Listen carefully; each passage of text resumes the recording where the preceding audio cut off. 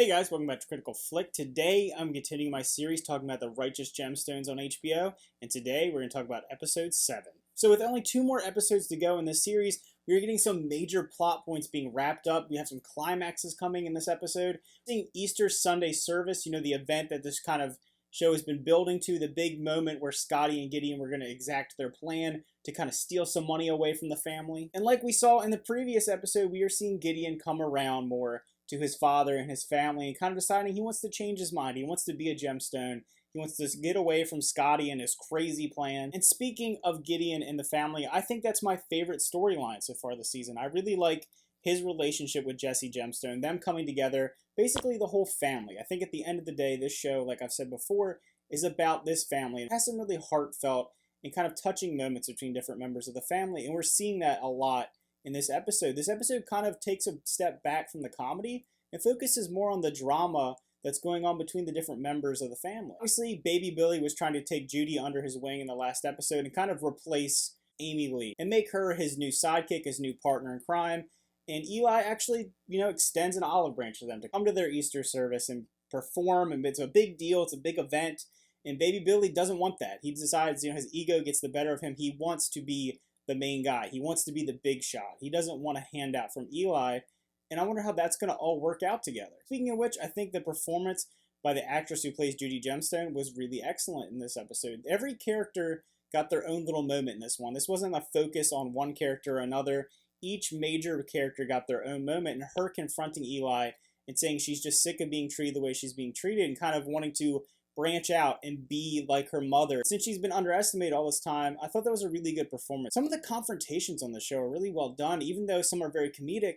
Some of them really impactful moments, and you get some real family drama. And even though this episode does shy a little bit away from the comedy aspects, there are some really, really funny moments. I thought the part where Jesse thinks he has the whole plan figured out, knows what's going on with Gideon, and it turns out he thinks it's just about his sexuality. I thought that was pretty funny.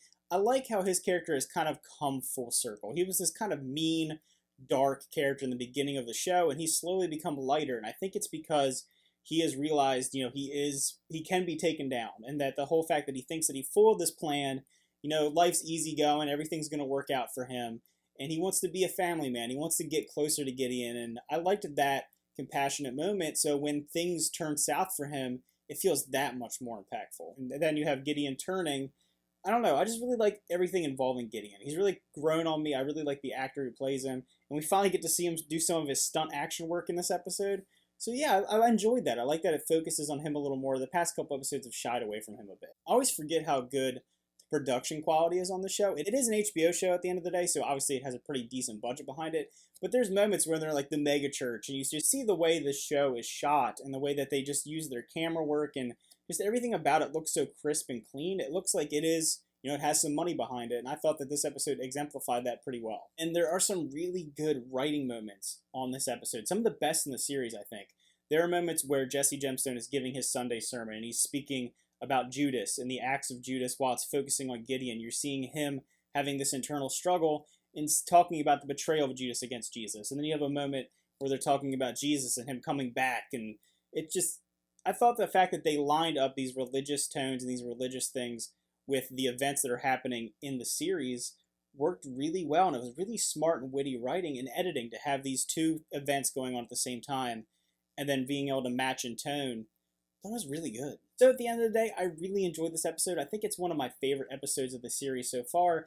Let me know what you think. Did you like it as much as I did? Where do you think it's going to go? Obviously, we see that Scotty is not done with this. We are having some major cliffhanger events happening. I just don't know what's going to happen. I've always thought it was going one direction, and now it's turned on its head, and we have 2 more episodes. So it's kind of interesting how they're going to wrap it all up and how this is all going to come together in a nice bow. I hope Baby Billy Freeman gets some more screen time. I hope maybe he comes and saves us today. Obviously, really enjoy Keith when he's on screen. I thought he was going to have a moment. There's a little bit there where I thought he was going to come in and do something. So I'm interested to see how it all plays out. All right, guys, thanks for watching. Remember to like and subscribe, and see you next time.